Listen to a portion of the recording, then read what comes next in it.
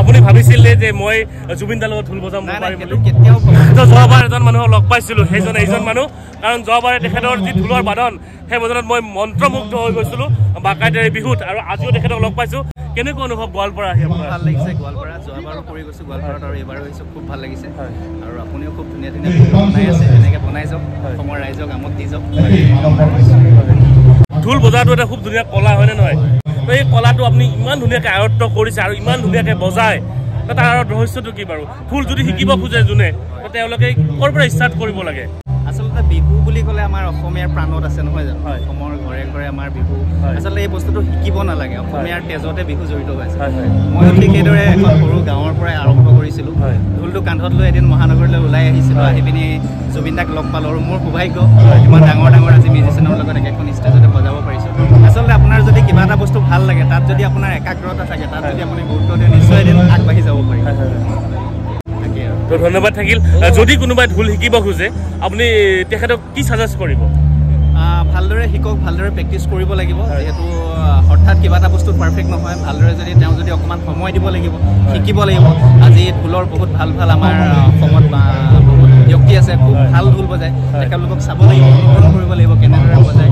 গোটেইখিনি বস্তু আয়ত্ব কৰি ভালদৰে যদি প্ৰেক্টিচ কৰে, নিশ্চয় এদিন আগবাঢ়িব।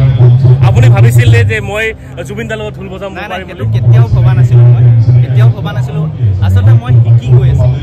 মানুহে শিকি যাব লাগে, আৰু কাৰ কপালত কি আছে কোনেও গম নাপায়। আপুনি যদি ভালদৰে শিকি আগবাঢ়ি গৈ নিশ্চয় তাৰ এদিন ফল পাব। আপুনি যে জুবিন দাৰ লগত যে ঢোল বজাই আছে, জুবিন দাৰ পাৰ্চনেলি থাকে, তেখেত মানুহজন কেনেকুৱা আচলতে? জুবিন দা আচলতে মানে শব্দৰে কৈ বুজাব শেষ কৰিব নোৱাৰে। জুবিন দা বিৰাট এজন ভাল মানুহ। আচলতে জুবিন দা অকল গানৰ ক্ষেত্ৰতে নহয়, তেখেতৰ পাৰ্চনেলি তেখেতৰ যিটো ব্যক্তিত্ব সঁচাই মানিবলগীয়া, বিৰাট এজন ভাল মানুহ জুবিন দা। ধন্যবাদ দাদালৈ, লগ পাই বহুত বেছি ভাল লাগিলে।